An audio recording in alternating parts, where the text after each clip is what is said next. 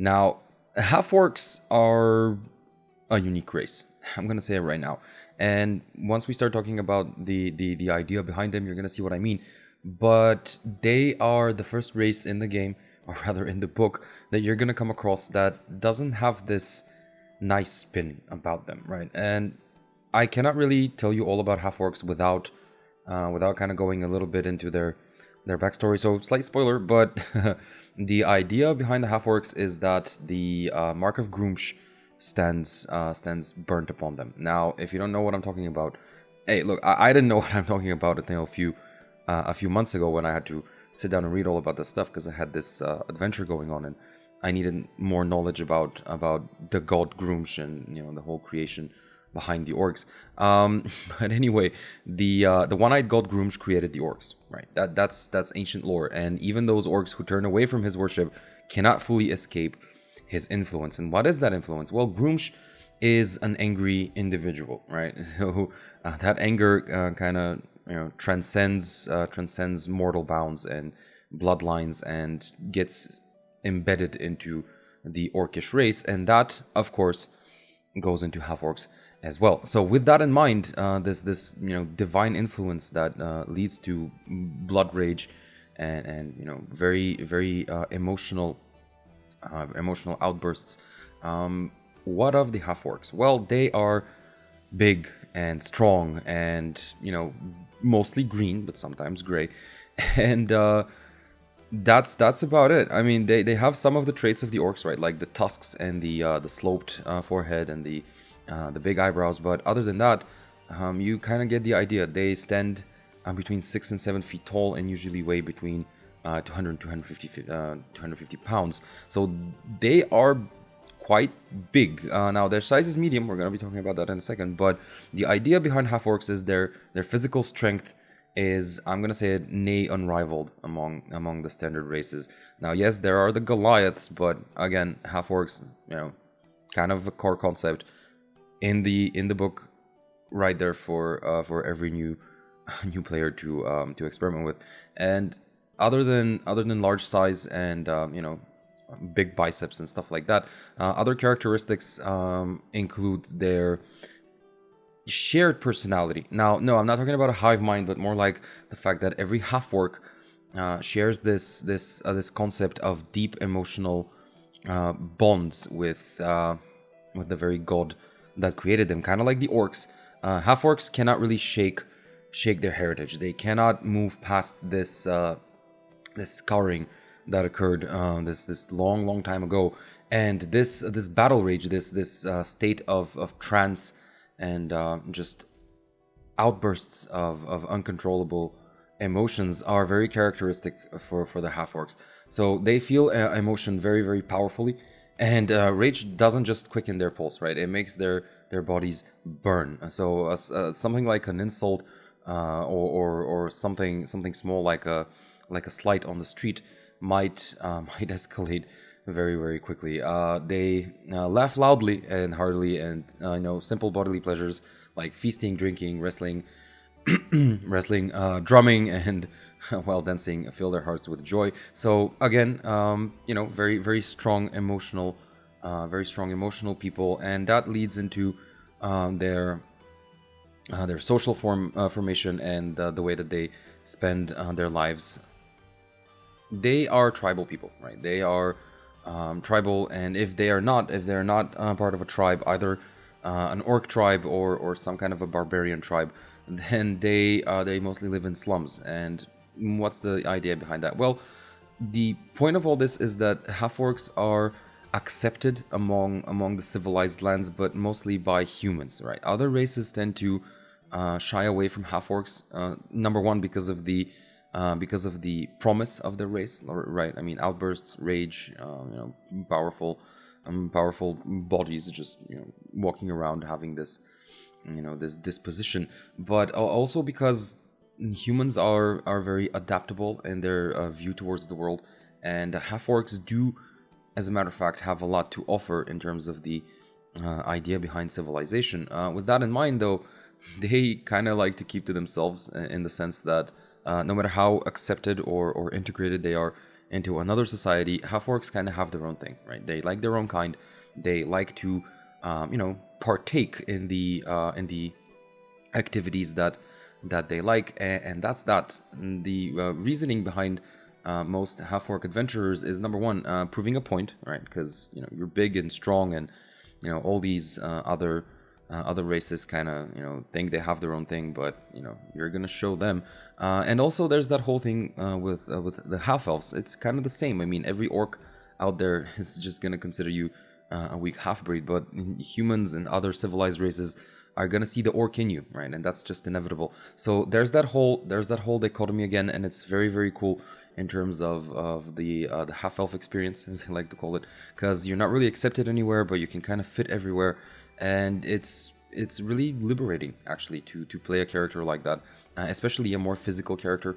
I'm gonna say we've had two very, very cool half-orc characters in our party, a barbarian and a rogue, and both of them had this thing where, I mean, no matter how much you twist around it, you're always gonna have the orc and half-orc. Now think about that, and think about whether this kind of ties into your own thing, whether you have this idea that might fit into this concept, or again, more often it's kind of the other way around, whether the concept itself can fit into the mold of a half-orc. And moving past these backgrounds, let's say, these shared characteristics in the race itself, you're gonna notice the names. Like, half-orcs do have very specific names, and I like the idea behind the names, because they actually have only one name. They don't have a first and a last name, they just have one. So stuff like Fang or Dench or Thok, and so that's kind of fun, right? And it's simple, and simple is good, like I'm gonna keep saying over and over.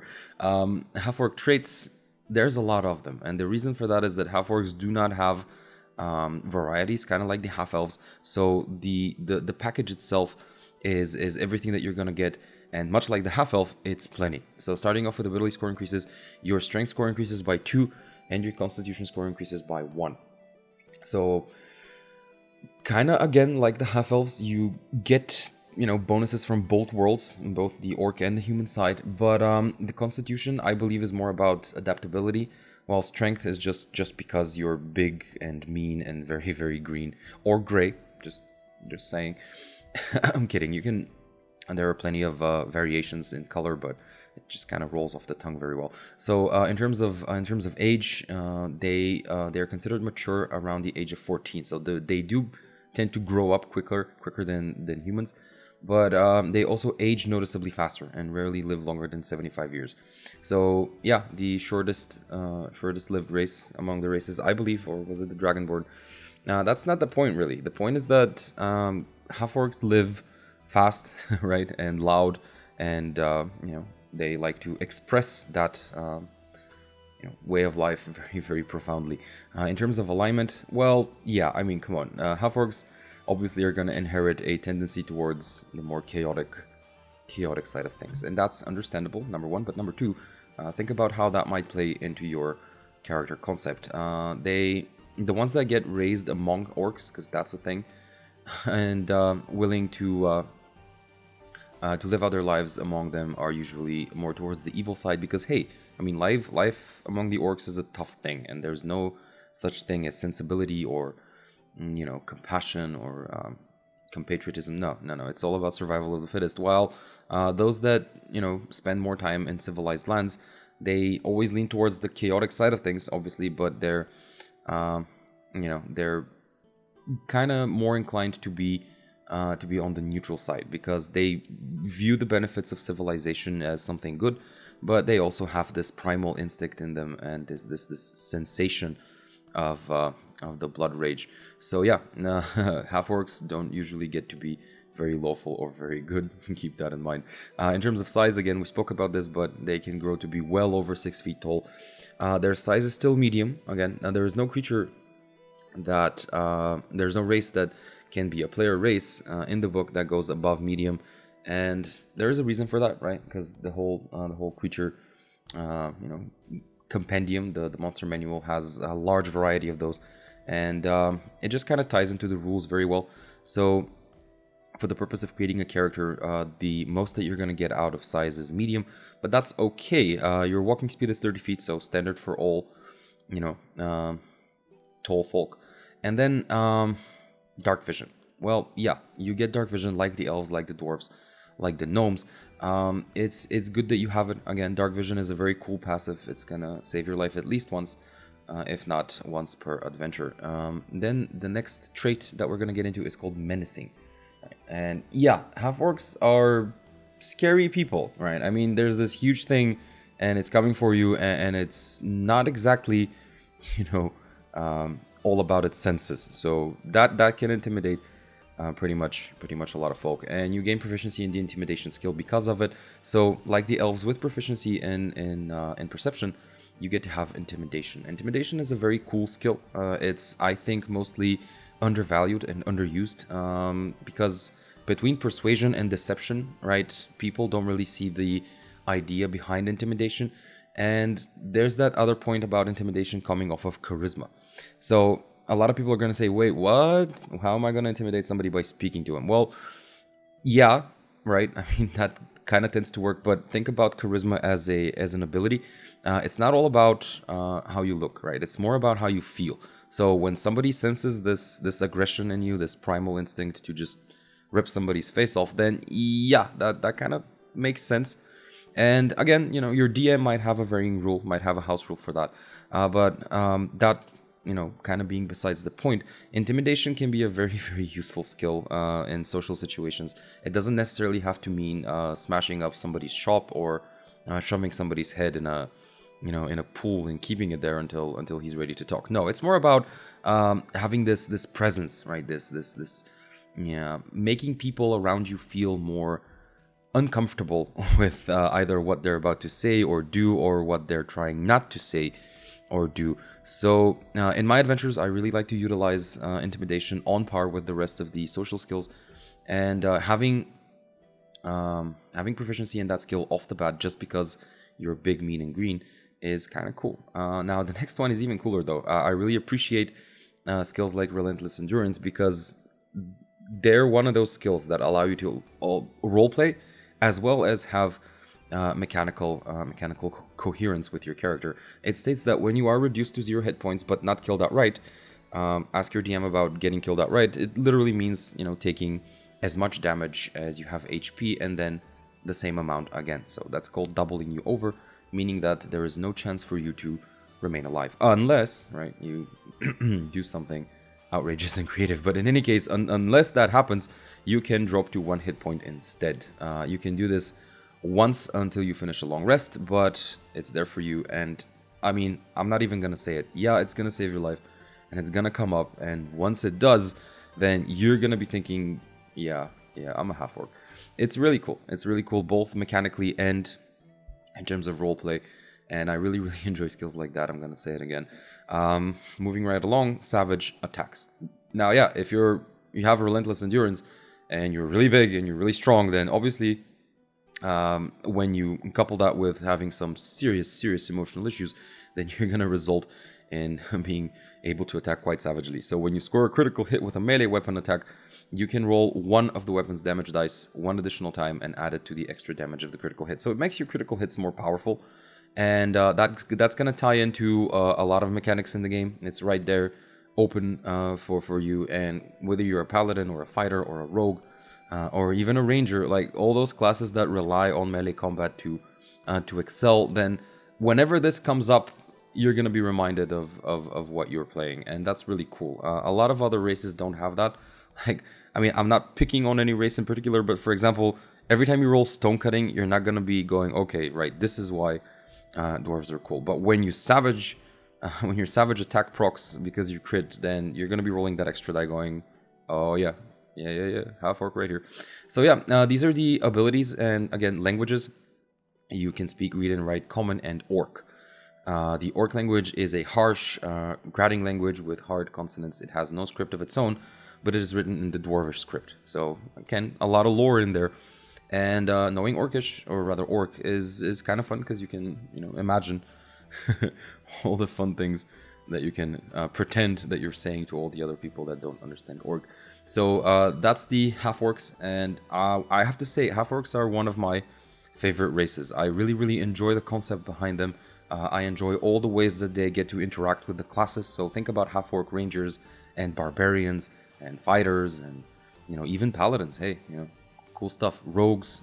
We have had a half-orc rogue. We still have one for now, right? And it's just great how the race interacts with those classes. And lastly, right, moving past half-orcs and half-elves and all the half-assed people, we get to the Tieflings. Now, Tieflings, there's nothing half-assed about the Tieflings. They are the infernal, the infernal born. They are like one of those guides on the internet says, born by warlocks to be warlocks for the purpose of warlocks, yada yada. You get the point. Now, Tieflings are, I would say, the most interesting race because they introduce the concept of the bloodline, unlike the Dragonborn, who are quite obvious, right? The Tiefling you kind of have to go into the whole idea, and obviously Tieflings are creatures who have infernal blood, right? Somewhere along the line, infernal blood was introduced to the bloodline, and ever since then, Tieflings have been going about. Now, what does this infernal bloodline mean? Well, Tieflings are derived from human bloodlines, and in the broadest possible sense, they still look human. Now, think about that. It's quite broad, right? Because they have tails and horns and elongated fingernails and stuff like that. However, their infernal heritage has left a clear imprint on their appearance in a most obvious way, right? And Tieflings have large horns that take any of a variety of shapes. Some have curly horns like a ram, others have straight and tall horns like a gazelle. So yeah, I mean, the infernal bloodline, the infernal heritage kind of shows. Right? It's not just a thing. This is kind of cool because everybody who's ever gonna want to play a Tiefling is gonna sit there going, okay, so how are my horns gonna protrude? And that just goes into creating this very detailed character, and I always encourage that in the party. When you make a character, even if it's for a small run, for a small amount of time, give them a backstory, right? Find a picture or draw one, or just give depth to this character. And Tieflings, yeah, it's it's the least difficult race to give depth to, just because they have so much interesting, cool little facts and backstories to them that it just kind of happens on its own, starting from their appearance and ending with their their conception. So moving past that, Tieflings live a very harsh life usually because their appearance and their the suggested idea behind their creation kind of gives other races a little bit of a chill, right? Because you never want to be looking at the people who remind you that there's darkness in the world. And despite the fact that Tieflings are not really born this way, at least that's what's suggested, the idea is that this view towards the race creates a very difficult life for most members of the race. So that results in them being very self-reliant and also very, very suspicious. I mean, yeah, getting chased out by villagers and getting pursued through a forest just because you are born this way is gonna turn you into a harsh person, and that means that Tieflings, this is very reflected in who they are, very reflected in their abilities and their bonuses, but it also opens up a lot of possibilities for character creation. So yeah, I mean, as I said, humans, my favorite race.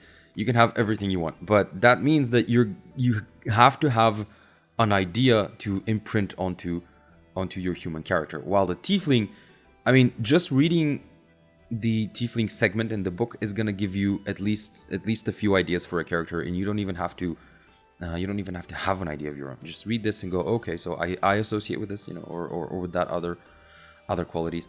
And so yeah, things like lacking a homeland and constantly being pursued and never really having a place of their own, always being viewed with this suspicion and this disdain, is just opening up so many possibilities for all magic casters and rogues and bards and stuff like that. So yeah, Tieflings are very, very modifiable, despite the fact that they're quite unique in their appearance and make and just idea behind the race. So going past that, Tiefling names, you're gonna notice that there's an additional paragraph in here. It's called virtue names, and I urge you to read about this. If you're interested in the race, then this is gonna be very fun for you. It's gonna give you a lot of ideas. If you're not, then it's just gonna be one of them things that you read and then immediately forget. But right past the names, like with every other race, you get to the ability score increases and the traits for the race itself. So in terms of ability score increases, your intelligence score increases by 1 and your charisma score increases by 2. So, wow, number 1, Tieflings are the first and only race in the book that actually only give you mental ability increases, right? There's no dexterity, there's no constitution, there's no strength, and that is because Tieflings, their struggle is not physical, at least not in its core. Their struggle is mostly internal, right? The struggle with your bloodline, the struggle with the way that people view you. Now, sure, there's a lot of running and hiding, but mostly it's about having the capacity to figure out who you are, number 1, and number 2, having the strength of character, again, represented by the charisma score increase by 2, to number 1, either resist or influence this thing inside of you, this infernal bloodline. So yeah, this is kind of cool. It's very, very cool when you think about it.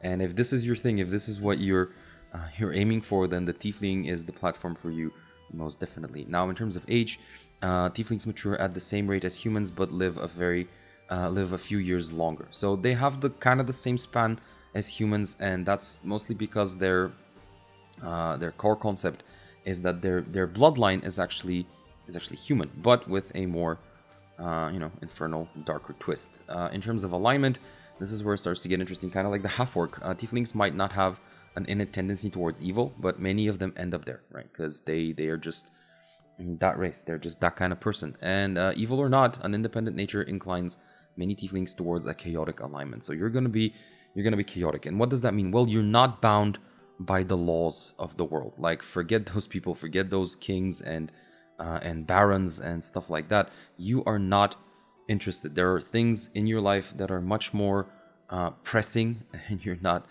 gonna spend any more than a second thinking about those things. But other than that, whether you're good or evil or neutral, that's all dependent on your idea, your concept, and this chaotic twist to it can be very liberating, but also sometimes very difficult to play with.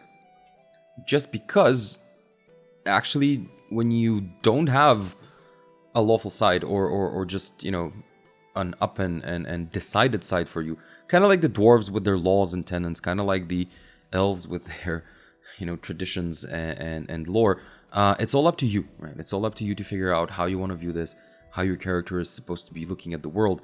And again, you're going to have personality traits and ideals and bonds from your background, but this alignment thing is going to be completely, totally open to your interpretation. And that is available to pretty much every race and every character. But the point behind the Tiefling is that you're supposed to be this way. You're supposed to be kind of disconnected and not really bound by any conformity. So I like this. I like this a lot because it leaves a lot for the player to create.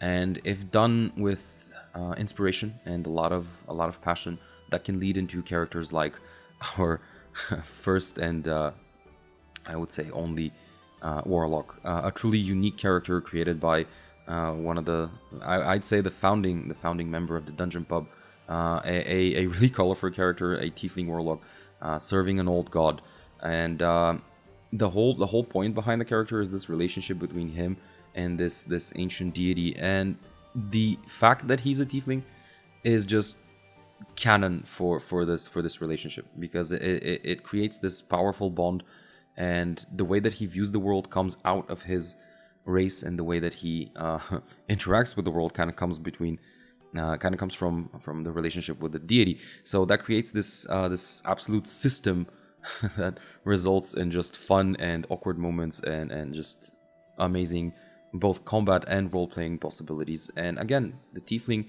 is the race if you want to go into that. Now, moving past these things, Your size is medium, obviously. Your speed is going to be 30 feet, and you're going to have dark vision. So the race itself kind of obviously branches into this ability. But then moving past that, there's nothing standard about the next one. It's called Hellish Resilience. You have resistance to fire damage right off the bat. Just always fire. Unlike the Dragonborn, who you gotta pick. But it's there for you, and it's very thematic because obviously the fires of hell have seeped into the bloodline, and no fire is gonna be as bad as that. So there you go. Infernal Legacy states that you know the Thaumaturgy cantrip, and once you reach 3rd level, you can cast the Hellish Rebuke spell, and then at 5th level you can cast Darkness. So that's kind of like the Drow. Again, Drow also have this interesting twist, but Drow are more about being an elf and then being a Drow, while the Tiefling is more about being a Tiefling and then being anything else. So Charisma is your spellcasting ability for those spells, and you'd be surprised how often that's going to come up. I mean, Thaumaturgy is one of those versatile cantrips that can do a lot of things, and if used with a creative spark, it can be enough. Like, you can even forget about the next 2 spells. Like, you only need Thaumaturgy. But in any case, this innate spellcasting, this spellcasting ability that every Tiefling possesses is again, very, very derivative of their bloodline. And lastly, languages: you can speak, read, and write Common and Infernal. So yeah, like the Dragonborn and their dragon bloodlines, allowing them to easily understand Draconic, then Tieflings obviously are gonna go into more of the Infernal side of things. So that's about it. Yep, that's been 4 videos going over all the races. It's been very fun, and I hope that these commentaries have been more about fun than stereotypes. I did try not to be very biased, but honestly, I do like certain races more than other races, just because it's human, right? I mean, certain things resonate with me more than other things. I really like humans, I really like Tieflings, I really like dwarves, and now that I think about it, actually, I like pretty much all of them, but certain ones just resonate more, and this is up to you. Again, the more you delve into Dungeons and Dragons, the more you create characters, or just make a single one and then spend so much time playing with it and interacting with the world that your DM is going to build for you, the more you're going to understand these very core concepts. And based on the NPCs that you're going to meet, or even better, the player characters that you're going to meet, you're going to develop your own little pet peeves and misconceptions and stuff like that. I'd say that's one of the most fun things about the game. Just going out there, meeting all these interesting NPCs, meeting all these interesting player characters, and seeing all those people that maybe in a different light. So yeah, D&D is powerful enough to do that. This is literally segregation and racism with all the negatives cut out of it, and it's really, really cool. I urge you to just explore different options, explore your ideas, and just see where the race descriptions might take you in terms of creating your character. So yeah, this has been the Dungeon Pub, this has been Happy Hour, and just go out there and play some D&D. I mean, yeah, it's just good for you.